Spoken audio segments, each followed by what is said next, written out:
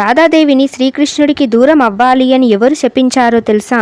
ఒకసారి శ్రీకృష్ణుడు నిద్రపోవాలి అనుకుంటాడు. ఇప్పుడు శ్రీరాముణ్ణి పిలిచి, నువ్వు ఈ రోజు నా ద్వారపాలకుడిగా ఉండాలి, ఎవరిని లోపలికి రానివ్వకూడదు అని చెప్తాడు. అప్పుడు శ్రీరాముడు, స్వామి మీరు నన్ను అడగడం ఏంటి? మీరు నాకు ఆజ్ఞ ఇవ్వాలి అంతే. మీరు వెళ్ళి నిద్రపోండి, నేను లోపలికి ఎవ్వరిని రానివ్వను అని చెప్తారు. శ్రీకృష్ణుడు లోపలికి వెళ్ళి పడుకుంటూ రాధే రాధే అంటూ కల్వరిస్తూ నిద్రపోతారు.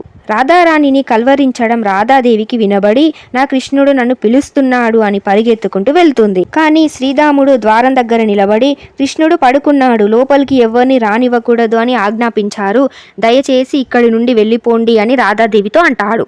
కానీ రాధాదేవి వినకుండా, నన్ను నా కన్నయ్య పిలుస్తున్నాడు, నేను వెంటనే కన్నయ్యని కలవాలి అని అంటూ లోపలికి వెళ్తుంది. శ్రీరాముడు కోపంతో, నేను మిమ్మల్ని శపిస్తాను అని అంటాడు.